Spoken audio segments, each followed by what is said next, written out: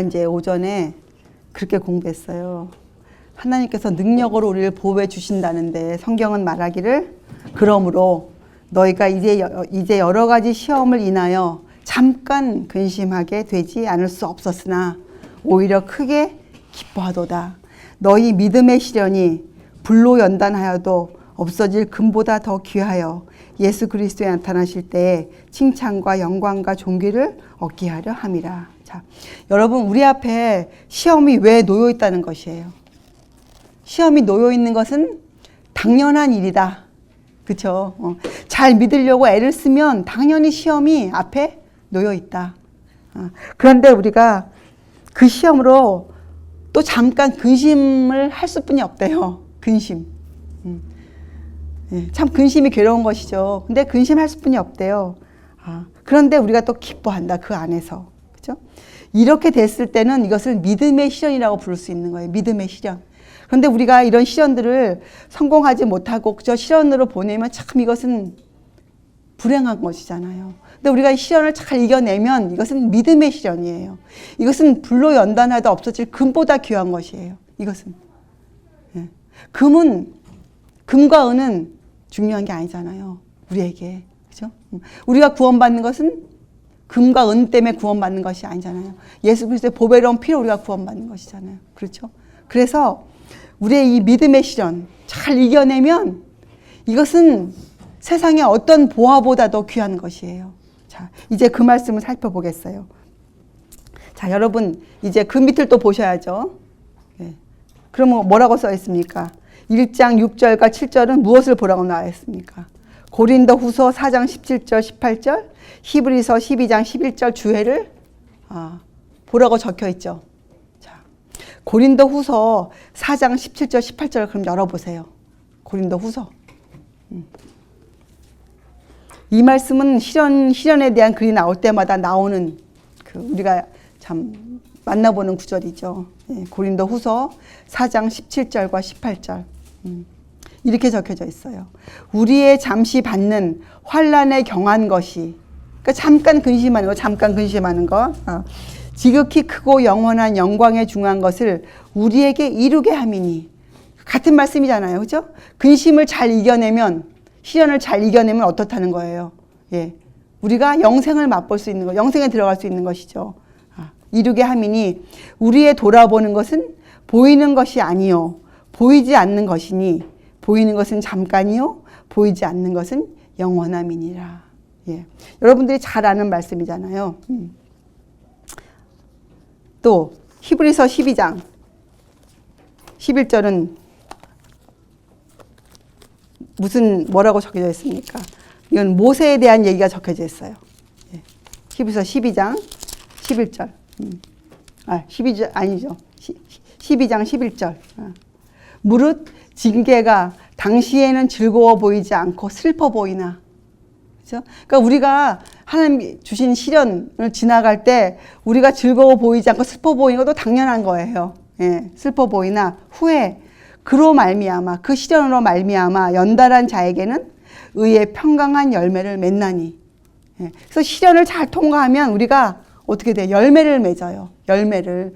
그러니 여러분과 저에게 시련이 필요합니까? 안 필요합니까? 우리에게 필요한 것들이에요.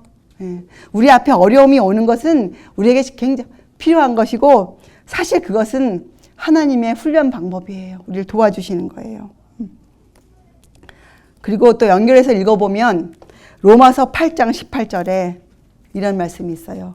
생각건대 사도 바울께서 생각건대 현재의 고난은 장차 우리에게 나타날 영광과 좋게 비교할 수 없도다. 여러분과 제가 앞으로 하나님께서 주실 그 영광에 중한 것과는 지금 우리의 삶과는 비교할 수가 없어요.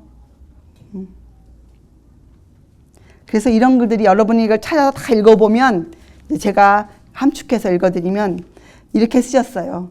사도 바울에 당한 환난이 경한 것이라면 여러분 사도 바울이 어떠한 환난을 당했습니까? 채찍도 많이 맞고 이단으로 몰리기도 하고 그렇죠? 그가 목회하는 동안 그가 어떻게 했습니까? 자기가 돈을 벌었어요. 그 도와주면서 목회를 했어요. 그가 예. 사도 바울의 당한 환란이 경한 것이라면 지금 우리들의 날들은 도대체 무엇이냐 이렇게 물어보셨어요. 예. 사도 바울께서 당신이 당한 것을 경한 것이라고 불렀다면 지금 우리들의 삶은 무엇이냐요? 그 와이프께서 물어보시기를 우리의 불평은 도대체 어디에서 오는 것인가? 그러면 우리의 불평은 도대체 어디에서 오는 것입니까? 답이 있죠. 어디에서 와요? 여러분과 저의 불평이. 우리 마음의 그 죄악들에서 오는 것이에요. 우리의 시기심, 이기심, 편리함을 누리고 싶은 그런 정욕들, 예. 하고 싶은 것을 하고 싶은 소욕들, 이러한 데서 우리의 불평이 나오는 것이에요. 우리의 불평이.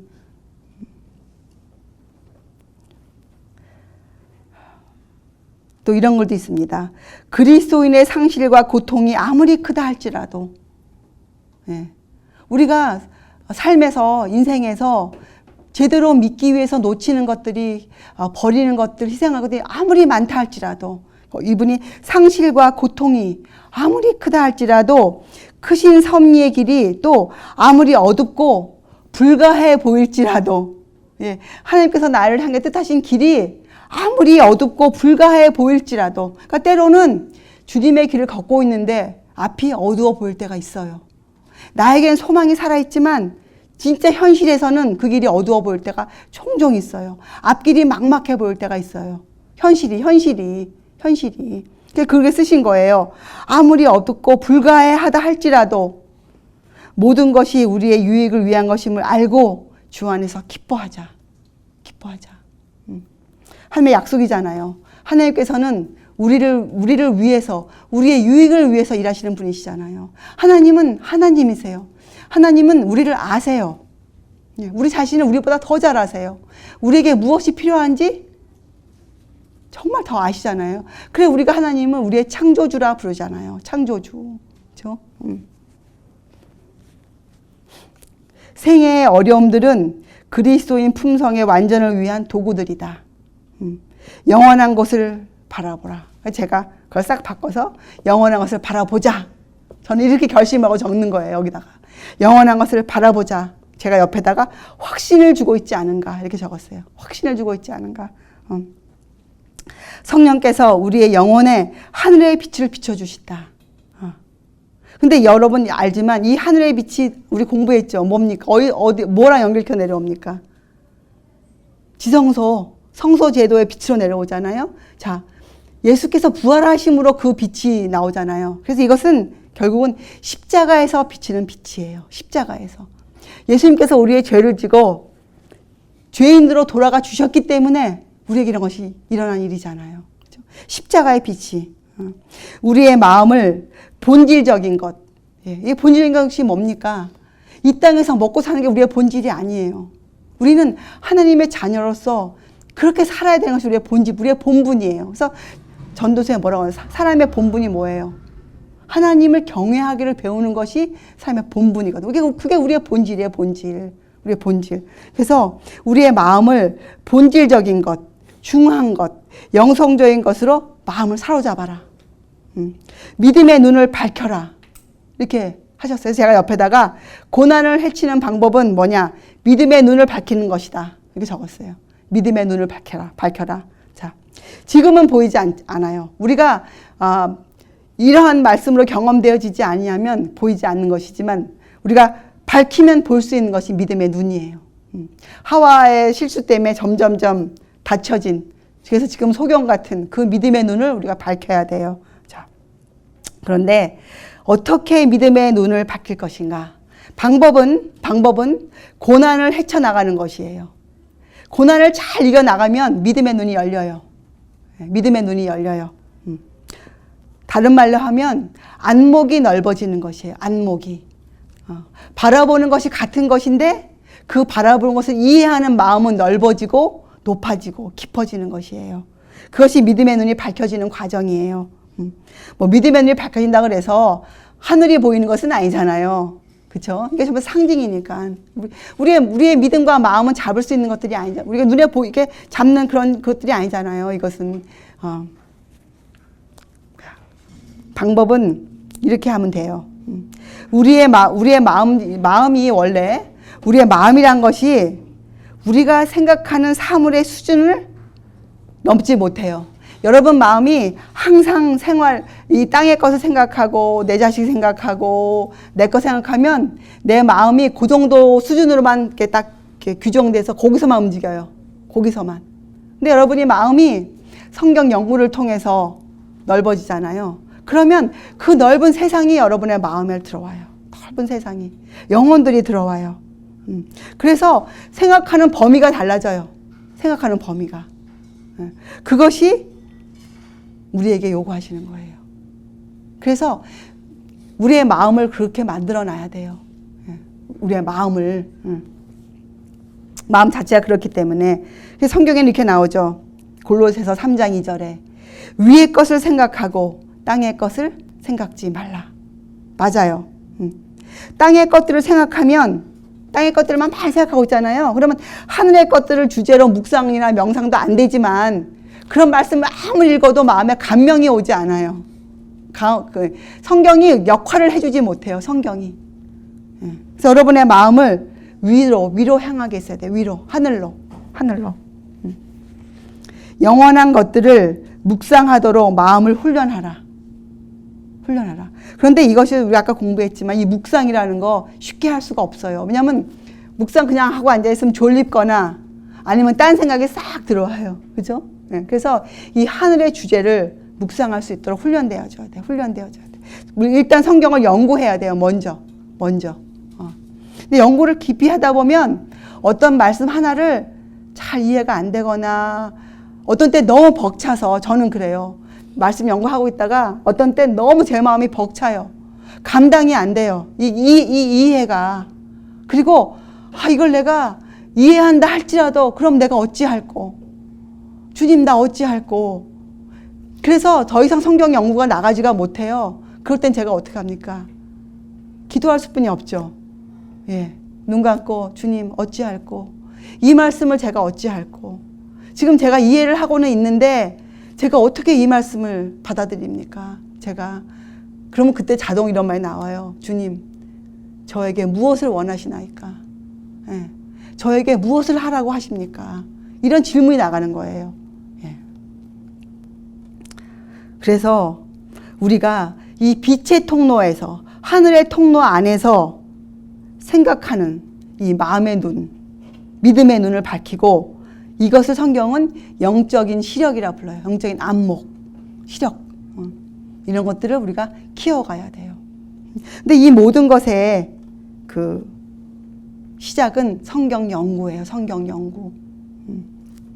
히브리서 11장 27절은 여러분 히브리서 11장은 어떤 장입니까? 믿음 장이죠. 우리 믿음의 선배들이 쭉 올라가 있잖아요.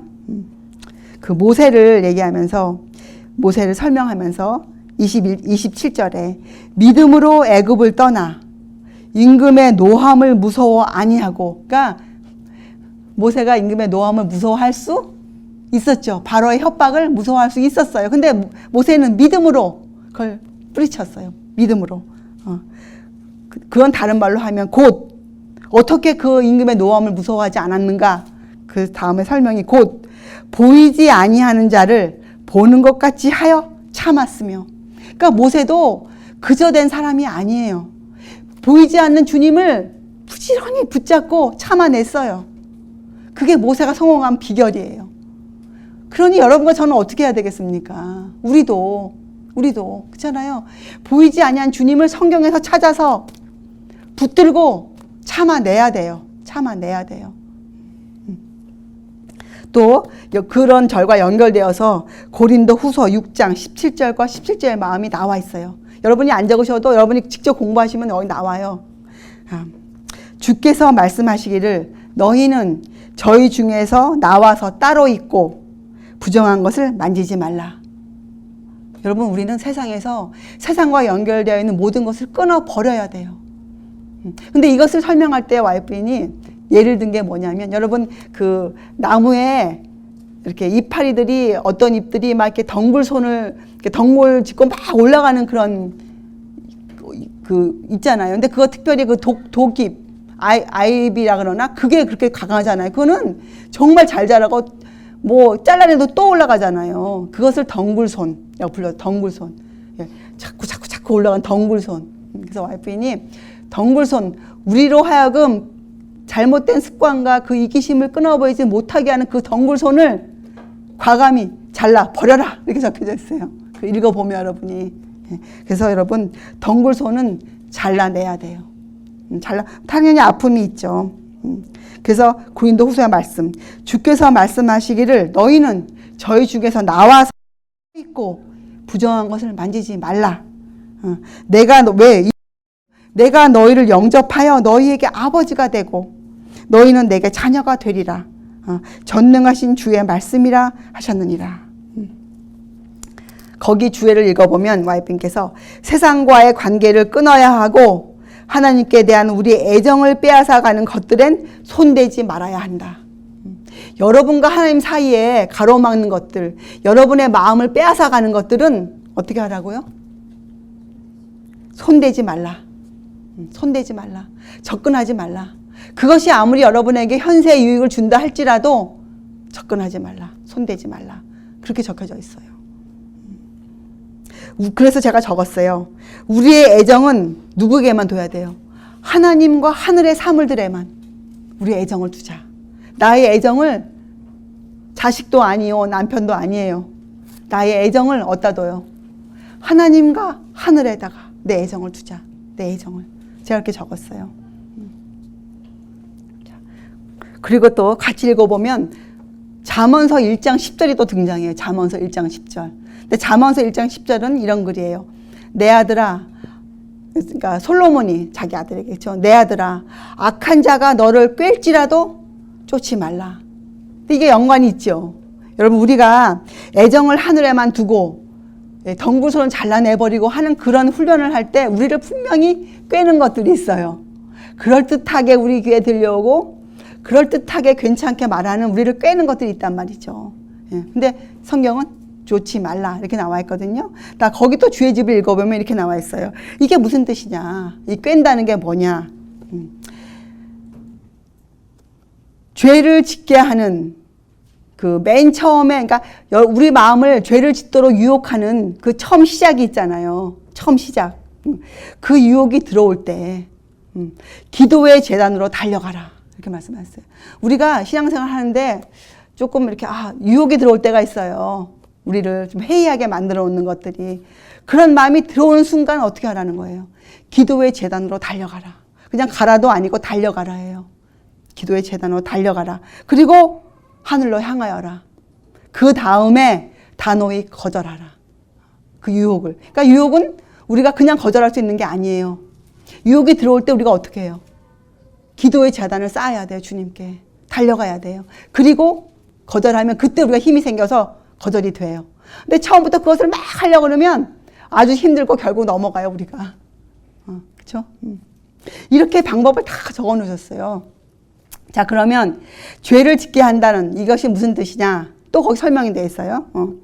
그건 무슨 뜻이냐면 실제적으로 하나님의 말씀이 정죄하신 원칙을 느슨하게 하거나 함부로 변경시키고자 하는 것. 그것이 바로 유혹들이에요. 네, 원칙이 있는, 성경에 원칙이 있잖아요. 표준이 있고. 근데 그 표준을 느슨하게 하는 것들, 또 함부로 변경시키고자 하는 것들은 우리를 죄를 짓게 하는 것들이에요. 악한 자가 우리를 꿰는 사단의 기만 중에 하나예요. 그런 일이 생길 때 어떻게 하라고요?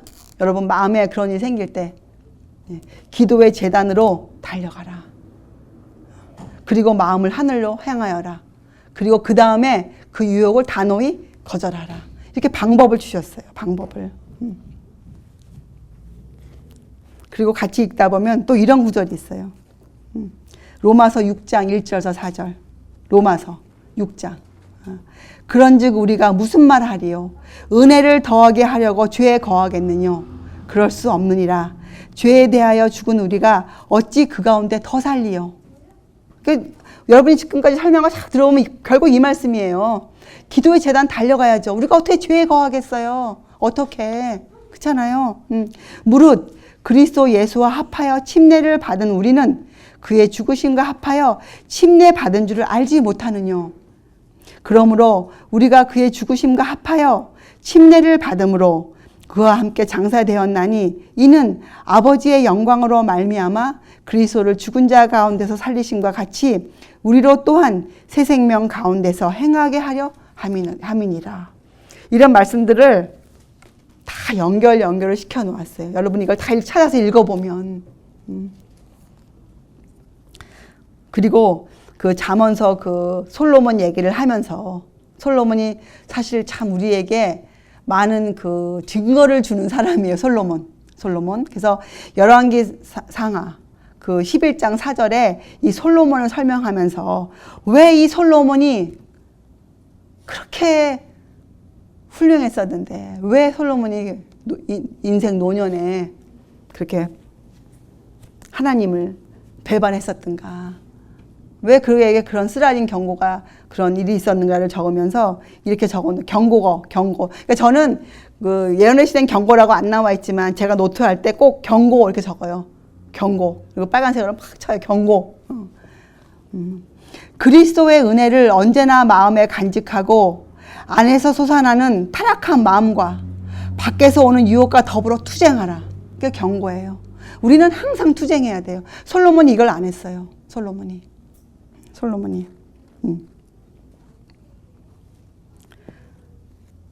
그 솔로몬에 대한 얘기를 쓰면서 이런 글이 있어요. 그리고 이런 글이 있어요. 생명이 지속하는 한, 생명이 지속하는 한 확고한 목적을 가지고 애정과 정욕을 지킬 필요가 있다. 근데 이거 굉장한 강한 말씀이죠. 생명이 지속하는 한 확고한 목적을 가지고 애정과 정욕을 지킬 필요가 있다.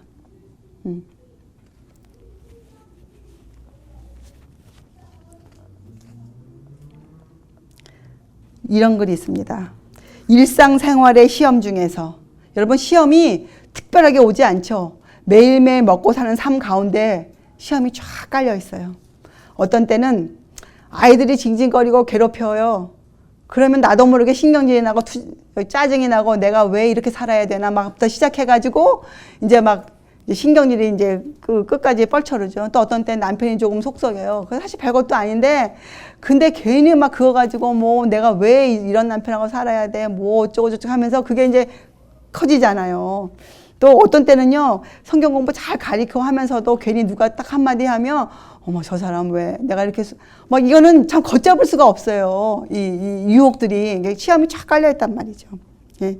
일상생활의 시험 중에서 원칙에 입각하여 행하야만 하는 우리들은 일상생활을 어떻게 해야 된다는 거예요. 원칙에 입각하여서만 살아야 돼요. 원칙에 입각하여서. 가장 위험하고 어려운 위치에서도 우리가 그렇게 산다면 가장 위험하고 어려운 위치에서도 굳게 설 힘을 얻을 것이다. 그러니까 힘이 언제 온다는 거예요. 예, 우리가 일상생활을 그렇게 살 때에만 우리가 반석 위에 설 수 있는 거예요. 반석 위에. 모든 사람은 생활 속의 모든 행동을 통해서 선을 위해서건 악을 위해서건 그 미치는 영향이 큼을 자각하라. 여러분 그럴 거예요. 나 같은 사람이 무슨 영향을 끼치겠어. 그런데 이 글은 그렇지 않아요. 모든 사람은 생활 속의 모든 행동을 통해서 선을 위해서건 악을 위해서건 그 미치는 영향이 큼을 자각하라. 그리고 거기 보면 자각하는 자가 극히 드물다 이렇게 적혀져 있어요. 여러분 자각하세요. 여러분이 하는 조그만 행동 하나가 자식과 아내와 남편과 이웃들에게 악을 위한 모본이 된다고 생각해 보세요. 얼마나 기가 막힙니까? 그렇잖아요. 예. 우리가 선을 보이며 살아야 될 사람들인데. 자, 그래서 솔로몬은 왜 실패했는가? 사실 솔로몬은요, 성경을 읽어보면 타락한 인간의 기념비라고 적혀져 있어요. 와이프인 주석집에 보면 솔로몬 설명에 솔로몬은 타락한 인간의 기념비래요. 여러분 이때까지 솔로몬 굉장히 훌륭한 왕으로 생각했죠? 근데 아니에요. 여기에는 솔로몬은 타락한 인간의 기념비래요. 근데 그게 그분이 만들어낸 말씀이 아니고 사실이 그런 게 뭐냐면 이 역사서를 읽어보면요. 이스라엘 백성 그 성전 지은 곳이잖아요. 그 맞은편에 멸망산이라는 산이 있어요. 멸망산. 근데 왜 그들이 그것을 멸망산이라고 불렀는가? 솔로몬이 그곳에다가 자기의 그 이방 아내들을 위해서 모압 신전, 암몬 신전을 지은 곳이었거든요. 산당을 지은 곳들이 산당. 그래서 이스라엘 백성들이 그 산당의 자네들을 보면서 그곳을 멸망산이라고 불렀어요. 멸망산. 저렇게 하면 망한다 이거잖아요. 멸망산. 그러니까 당연히 타락한 인간의 기념비죠. 그렇게 불렀으니까 거기를. 그리고 이 솔로몬은 하나님께서 그 귀한 은혜를 주셨잖아요. 축복을 주셨잖아요. 그 솔로몬은 번영 때문에 망한 사람이에요. 번영. 예, 번영을 통해서 이르러 온 유혹을 그 유혹에 정복당한 사람이에요. 솔로몬이. 그 지혜로웠던 자가. 예. 그만 느슨해진 거죠. 마음이. 또 솔로몬은 그 절제에 실패한 모본이에요. 절제. 예. 먹고 싶은 거 다 먹고, 그쵸? 예. 또 그래서 교만해졌고, 예. 사치스러웠고, 절제에 실패한 모본으로 솔로몬이 성경에 적혀져 있는 것이에요. 예. 그래서 그가 쓴 잠언서나 전도서가 참 마음이 아프죠. 읽어보면. 예. 이것이 제가 이 시험에 대해서 공부한 것들이었어요. 6장과 7절을 통해서. 자, 그럼 결론이 뭡니까? 로마서 6장 1절과 4절이 결론이에요. 그럴 수 없느니라. 죄에 대하여 죽은 우리가 어찌 그 가운데 더 살리요. 그게 결론이에요. 그래서 여러분 우리가 이 시험과 고난을 두려워하지 말자고요. 그리고 이것은 우리가 충분히 통과해낼 수 있어요. 근데 문제는 뭡니까? 우리가 어떻게 해야 돼요? 보이지 아니하시는 그분을 찾아서 잡고 어떻게 해야 된다고요? 참아내야 돼요. 여러분 참아낸다는 것은 굉장한 인내죠. 이것은 힘이 필요한 거예요. 참아내야 돼요. 예. 자, 우리 모두 참아내요. 자, 이제 그리고 이제 8절. 다 이제 연결된 거죠. 8절. 예수를 너희가 보지 못하였으나 사랑하는도다. 이제도 보지 못하나 믿고 말할 수 없는 영광스러운 즐거움으로 기뻐하니 믿음의 결국 곧 영혼의 구원을 받음이라. 이렇게 살면 어떻게 되는 거예요? 이렇게 믿고 살면 어떻게 되는 거예요? 결국이 영혼의 구원을 받음이라. 이제 10절부터 또 공부해야 됩니다. 이 구원에 대하여는 너희에게 임할 은혜를 예언하던 선지자들이 연구하고 부지런히 살펴서 자기 속에 계신 그리스도의 영이 그 받으실 고난과 후에 얻으실 영광을 미리 증거하여 어느 시 어떠한 때를 지시하시는지 상고하니라. 이게 무슨 말씀입니까? 여러분 선지서들을 읽어보면 예수께서 언제 오시려는지 적어 놓았습니까? 초림 때 적어 놓았죠. 또 어느 장소에 태어나실까 적어 놓았습니까? 적어 놓았죠.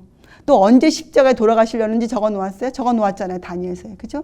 그리고 그 많은 선지자들이 예수께서 오셔서 이 땅에서 어떠한 사역을 할지를 다 적어 놓았잖아요. 그 말씀 하고 계신 거예요. 네. 선지자들이 그 선지자 안에 계신 그리스도의 영이 예. 그 주님께서 받으실 고난, 십자가, 또 얻으실 영광, 예. 부활 사건 이런 것들을 다 미리 증거하여 그들이 살펴보았다 이거예요. 그들이 선지자들이. 그런데 12절에는 이 섬긴 바가 선지자들이 그렇게 열심히 성경을 연구하고 그렇게 산 이유가 섬긴 바가 자기를 위한 것이 아니요. 그들 자신을 위해서 하지 않았대요. 그들은. 너희를 위한 것임이 계시로 알게 되었으니 예, 말씀을 통해서 그들이 안 거예요. 이것이 다니엘이 알았죠. 다니엘이 그 예언을 들었는데 가브리엘이 뭐라 그래요? 너는 몰라도 해. 너는 가서 쉬라. 그러잖아요. 그 예언이 누구를 위해서 거기 적혀져 있었던 거예요? 우리를 위해서. 이것은 하늘로부터 보내신 성령을 힘입어 복음을 전하는 자들로 이제 너희에게 고한 것이요. 그죠? 복음에 대한 정의가 나오는 거예요. 복음. 구원. 천사들도 살펴보기를 원하는 것이니라. 자, 그러면 이 구원의 문제에 대해서 천사들이 잘 알고 있다는 거예요? 모른다는 거예요? 그들이 이 스가랴서에 나오는 그 회의, 하늘에서 하나님과 예수님이 그 인간을 구원하게 했던 회의, 평화의 의논, 천사들이 그 자리에 들어갈 수 없었어요. 그래서 잘 몰라요, 천사들도. 그리고 천사들은 이런 경험이 없잖아요. 죄를 모르니까.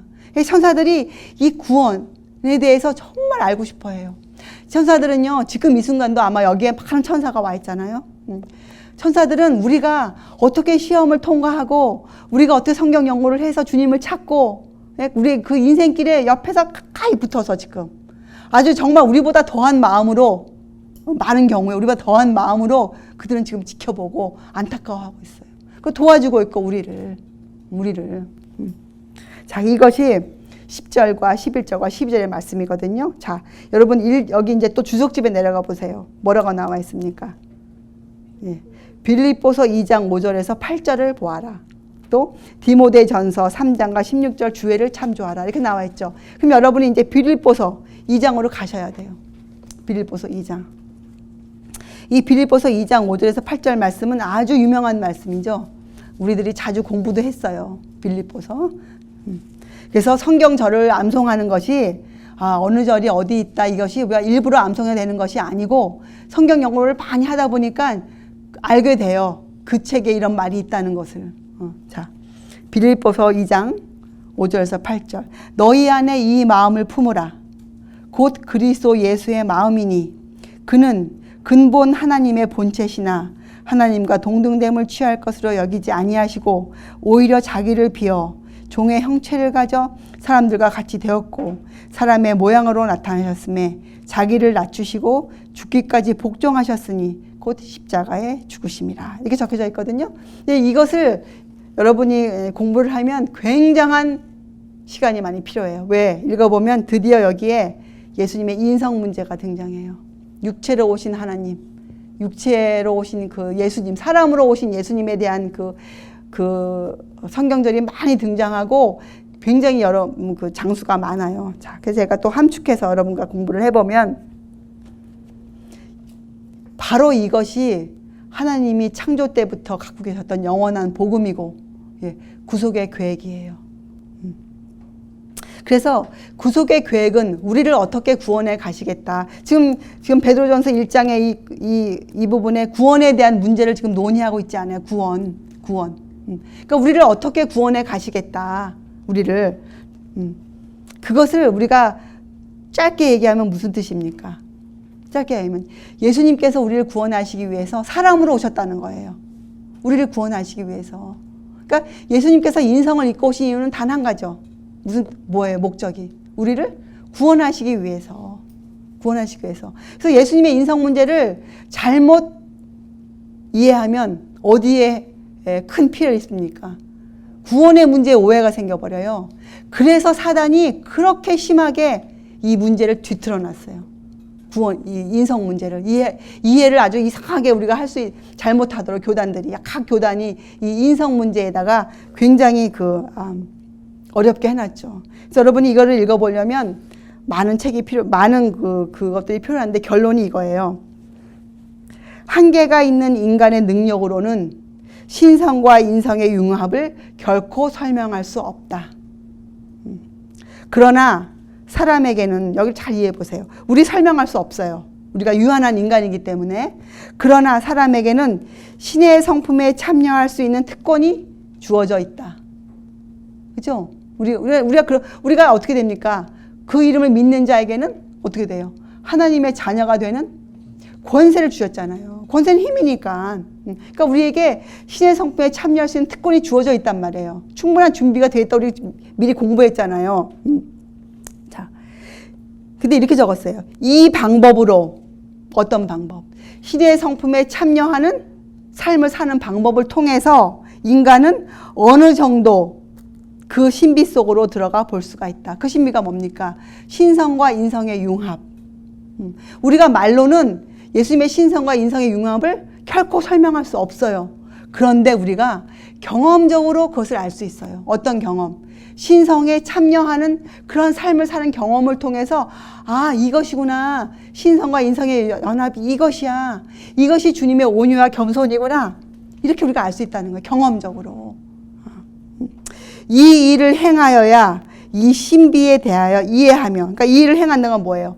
신의 성품에 참여하는 그런 삶을 살아야 이 신비에 대하여 이해하며 남에게 설명할 수 있다. 이렇게 설명되어져 있어요. 그리고 예수님의 신성과 인성을 같이 설명하세요. 여러분 잠언서 8장 꼭 읽어보셔야 돼요. 거기에는 22절부터 31절까지는 이 예수님을 하나님으로 우리의 창조주로 적어 놓으셨어요. 잠언서 8장. 그러니까 만약에 어떤 분이 여러분에게 그런 것을 질문하면 여러분의 것을 설명하려고 애쓰지 말고 잠언서를 읽어드리세요. 잠언서 8장을 22절부터. 그리고 로마서 9장 5절 여러분 한번 펴보세요. 로마서 9장 5절에 보면 홀라운 말씀이 있어요. 짧지만 로마서 9장 5절 9장 5절에 보면 이런 글이 있어요. 이게 지금 이제 이스라엘에 대해 바울이 쓰시면서 조상들도 저희 것이요. 육신으로 하면 그리스도가 저희에게서 나셨으니 저는, 그러니까 예수님은 만물 위에 계셔 세세의 찬양을 받으실 뭐라고 적혀져 있습니까? 하나님이시니라. 예수님은 하나님이세요. 예수님은 하나님. 그러니까 예수님의 신성에 대해서 우리가 충분히 알 수 있어요.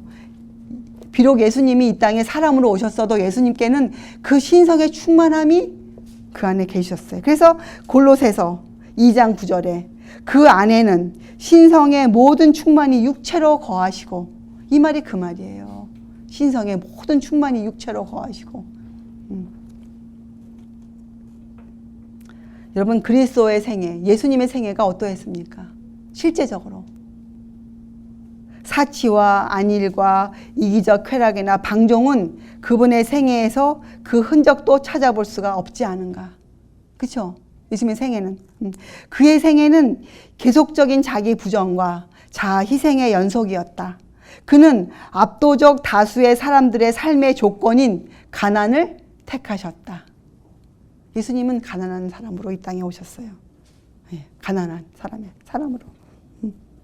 그리고 이 땅에 오신 예수님의 외모가 아주 볼품 없었대요. 예수님의 외모가. 우리 공부했죠. 왜 예수님이 그런 외모를 갖고 오셨을까요? 예수님이 좀 카리스마가 있으시고 딱 한 번만 보면 반할 수 있는 그런 외모를 갖고 오실 수도 있으셨을 텐데 볼품 없는 외모로 오셨어요. 누구를 위해서? 그것도. 우리를 위해서 오셨어요. 왜요? 만약에 예수님이 좀 그럴듯한 외모였으면 우리가 그 외모에 홀랑 빠졌을 것이에요. 우리 안 그래도 얼마나 잘 빠집니까? 좀 카리스마 있는 목사가 몇 마디만 하면 쏙 가잖아요, 우리가요. 예수님은 그걸 아셨기 때문에, 우리의 그 연약성을 아셨기 때문에 그렇게 안 하시고, 그 외적인 매력은 아무것도 안 갖고 오셨어요. 외적인 매력은. 그런데 그 당시 많은 사람이 주님을 따랐거든요. 그들이 왜 따랐을까요? 예수님께는요, 어찌할 수 없는 그 안에서 풍겨 나오는 그 매력이 있으셨어요. 그것이 바로 예수님의 온유와 겸손, 예수님의 품성, 참아주시고 아이들을 사랑해주시고 아픈 자를 고쳐주시고 하는 그 놀라운 그 온유와 겸손의 그 사랑의 그 향기. 아주 가난하시고 그 책 읽어보면 나와요. 발도 더러우시고 먼지 땅을 밟으셨으니까 깔끔하지도 않으시고 예수께서.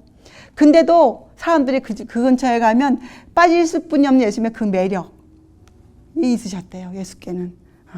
그래서 우리에게 이 외적인 매력을 보여주지 않은 이유는 우리가 주님에게 빠지려면 무엇을 알아야만 빠질 수 있다는 거예요. 예수님의 품성의 그 아름다움을 발견해야만 우리가 빠질 수 있는 것이에요. 근데 우리가 어떻게 예수님의 그 아름다운 품성을 발견합니까? 첫째는 성경을 연구해야 되고, 둘째는 그렇게 살아야 돼요. 우리의 믿음을 활용하고 고난을 헤쳐가고 막 살아야 우리가 주님의 매력에 찾아낼 수 있는 거예요. 우리로 하여금 그렇게 살 수 있도록 해주시기 위해서 예수님이 그런 외모로 갖고 태어나셨어요. 여러분, 너무 놀라운 주님 아니세요? 우리를 얼마나 잘하시면 그렇게 하나부터 열까지 전부 다 준비하시고 오셨어요. 우리를 구원하시기 위해서. 그래서 여러분과 제가 구원받는다는 것은 참이고 진짜고, 그것은 말로 표현할 수 없는 것이죠. 인간이 설명할 수 없는 것이죠. 그래서 이렇게 썼어요. 만약 외적으로서의 어떤 매력이 있으셨다면 사람들은 그분을 받아들이는 데 있어서 믿음의 활용이 필요 없었을 것이다. 그 당시 그리스도를 믿는 사람들의 믿음은 보이는 증거에 의한 것이 아니었다. 그분의 개인적인 매력, 즉 탁월한 그분의 품성 때문이었다. 그래서 제가 적었죠. 밑에 결코 다른 사람 속에서는 찾아볼 수 없었던 그 품성, 그리고 제가 그리스도 안에서는 그래서 신성의 모든 충만이 거하시는 것이구나. 제가 이렇게 이해했어요. 예수께는. 그리고 여러분 골로새서 1장 26, 27절에 이러한 것들을 이 우리를 구원해 가시고 이러한 것들을 뭐라고 불렀습니까? 하나님의 비밀이라 불렀어요. 비밀. 이렇게 적혀져 있어요. 골로새서 1장 26절과 27절에 이 비밀은 만세와 만대로부터 오므로 감추었던 것인데 이제는 그의 성도들에게 나타났고, 그러니까 교인이 아니고 성도의 성도, 신의 성품에 참여한 삶을 살아가는 사람들한테 나타났고, 하나님이 그들로 하여금 이 비밀의 영광이 이방인 가운데 어떻게 풍성한 것을 알게 하려 하심이라. 전도로 들어오는 그 풍성함. 이 비밀은 너희 안에 계신 그리스도시니 곧 영광의 소망이시라. 이렇게 자세하게 다 알려주셨어요. 우리에게. 또 에베소서 3장 9절에 영원부터 만물을 창조하신 하나님 속에 감추었던 비밀의 경륜이 어떠한 것을 드러내게 하려 하심이라. 그러니까 여러분, 이 우리를 구속해가는 이것이 언제부터 준비되어 있다는 거예요. 창조 전부터 우리를 위해서. 인간이 죄를 지면 이 하나님의 계획이 이제 발동되는 거예요. 그렇죠? 준비하고 계시다가. 그래서 이 비밀의 경륜이 어떠하다. 그것을 제가 밑에 이렇게 적었어요. 그분의 품성의 탁월함이다. 신성과 인성의 융합이다. 그리고 제가 적기를 이 지구 위에 타락한 인간의 마음을 움직일 수 있는 유일한 길이에요. 이것을 우리가 뭐라고 부릅니까? 성육신이라고 부르지 않습니까? 성육신. 말씀이 육신이 되어 이 땅에 오신 분, 성육신. 그리스도 기독교의 가장 중심 사상, 성육신이 바로 이 지구 위에 타락한 인간의 마음을 움직일 수 있는 유일한 길이에요. 유일한 길. 이 길을 택해 오셨어요. 그리고 그 길이 되셨어요. 예수께서. 천사들은 신성의 능력이 인간에게 미치도록 하기 위하여 그의 영광을 인성으로 가리우신 것을 보았다. 천사들은 보았죠. 천사들은 그 자기들의 그 상관이셨던 그 하늘의 왕자께서 어떻게 해요? 사람을 구하기 위해서 그 신성 위에 사람의 모습을 쓰고 온 것을, 모습뿐만이 아니죠. 우리와 같은 성정으로 오신 그분을 보았잖아요. 천사들은. 그러니 천사들은 지금 얼마나 이 비밀을 살펴보기 원하겠어요. 이 비밀이 어떻게 이루어질지. 그렇죠? 그리고 이렇게 적혀져 있어요. 하나님 아들의 인성은 우리들에게 모든 것이다. 그러니까 여러분, 이 현대 진리 중에 하나의 이것이 바로 하나님의 인성을 이해하는 것, 예수님의 인성을 이해하는 것, 육체로 오신 하나님을 성경대로 이해하는 것, 이것을 이해해야 믿음으로 말미암는 의를 이해할 수가 있어요. 그래서 이거 현대 진리 중에 하나예요. 여기에 깨달음은 우리의 영혼들과 그리스도를 하나로 묶어주는 황금 사슬이 되기 때문이다. 그리스도를 통하여 우리를 하나님께 묶어놓는 황금 사슬이다. 제가 이건 덧붙였어요. 그렇지, 출애굽기에 보니까 흉패에다가, 그렇잖아요. 그 에봇에 걸어놓았잖아요. 황금고리로. 이것이 실제로 보여진 것이에요. 그리고 거기에 충고가 적혀져 있죠. 출애굽기 3장 5절. 하나님이 가라사대 이리로 가까이 하지 말라. 너의 선 곳은 거룩한 땅이니 내 발에서 신을 벗으라. 이제 우리가 거룩하신 하나님, 그 신성의 영광을 입고 계신 주님을 우리가 어떻게 만나냐 말이에요. 우리가 어떻게, 방법이 뭐예요? 내 발에서 신을 벗으라. 하나님이 모세를 부르셨잖아요. 떨기나무를 통해서. 그런데 모세한테 뭐라고 또 말씀하셨어요? 가까이 하지 말라. 왜? 거룩한 곳이니. 근데 또 방법을 주셨어요. 내 발에서 신을 벗으라. 내 발에서. 그래서 모세가 주님을 만났잖아요. 우리도 여러분 마음속에 있는 것들을 다 내려놓아야 돼요. 정말 낮은 자가 되어야 돼요. 주께서 말씀하시면 주의 종이 듣겠나이다. 진심으로. 그런 마음의 준비가 되어 있어요. 그래서 제가 내 발에서 신을 벗으라를 빨간 줄을 긋고 제가 밑에 뭐 적었느냐. 하나님께 가까이 가는 길을 제시해 주신 말씀이다. 적었어요. 예수님의 낮아지심. 예수님께서 이 땅에 정말 낮은 자리에 오셨잖아요. 우리가 배워야 하는 실제적인 교훈이 있어요. 왜 예수께서 이 땅에 오시고 그것도 정말 겸비하신 건데 인간으로 오신 그 자체가. 그런데 그 중에서도 어떻게 오셨어요? 인간의 무슨 왕자 귀족 계급으로 오신 게 아니고 가난한 사람으로 오시잖아요. 그리고 또 어떻게 돌아가셨습니까? 죄인으로 돌아가셨어요. 십자가에. 예. 그래서 우리가 여기에서 배워야 될 것들이 있어요. 실제적인 겸비, 겸손함. 이것을 기독교에서 황금률이라고 불러요. 우리가 황금률을 배우려면 이 예수님의 인성 문제를 먼저 이해해야 우리가 남을 나보다 대접해 줄 수가 있어요. 높게. 황금률은 예수님의 인성을 이해하지 못하면 절대로 지킬 수 없는 것이에요. 황금률은. 절대로 우리는 우리의 본성이 악하기 때문에 남을 나보다 절대로 좋게 여기지 않아요. 우리의 마음은 이기심과 시기심이 있기 때문에.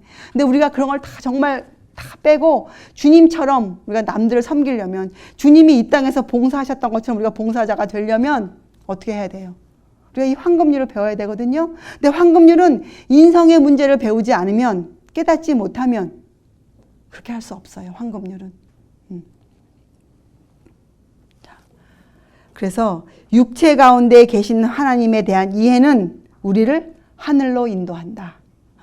배우는 자의 겸손함과 통회하는 마음이 필요하다는 제가 적었어요.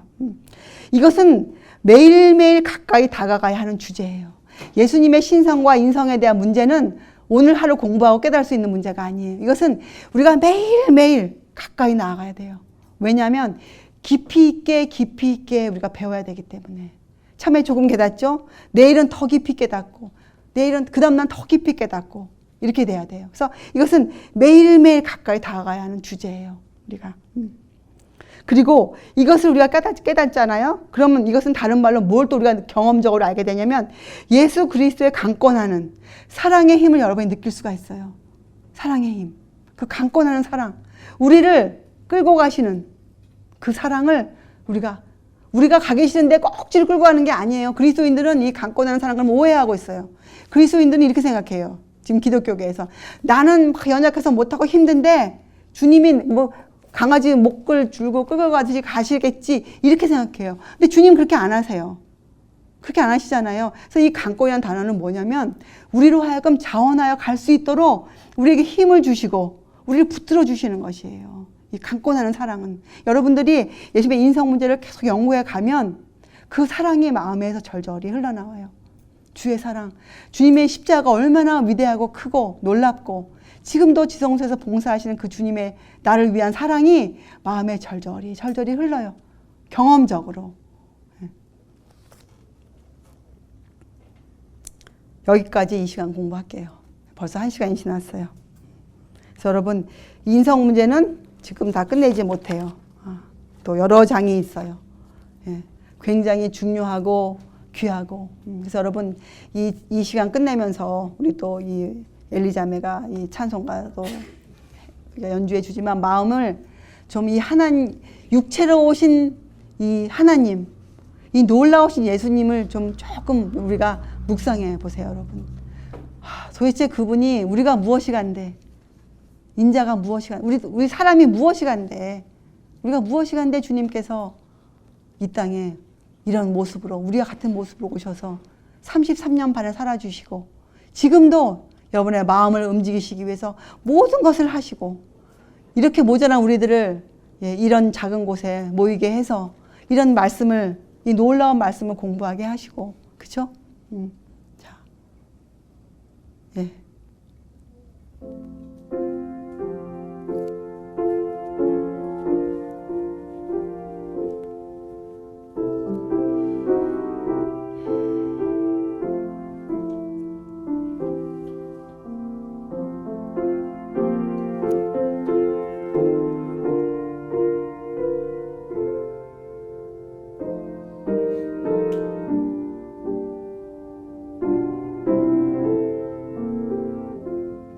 하나님 아버지, 저희들이 주께서 사람 되신 놀라운 신비를 지금 연구하고 있습니다. 이 놀라운 주제에 저희가 다가갈 때 저희가 발에서 신을 벗고 저희 마음에 있는 모든 것을 내려놓고 저희가 주께 가기 원합니다. 어떻게 주께서 이 땅에 사람으로 오셨는지, 그리고 어떻게 우리를 구원해 주시는지, 이 놀라운 감춰있는 이 비밀이 저희에게는 안개가 거치고 확실하게 열려져 저희가 그 신비를 따라 주께 가기 원합니다. 길이요 진리요 생명 되신 우리 주님의 길을 따라 저희가 걷기 원합니다. 이 문제에 주께서 성령께서 저희의 지력을 넓혀 주시옵기를 사랑이 많으신 예수 그리스도의 이름으로 아버지께 간절히 기도드리옵나이다. 아멘.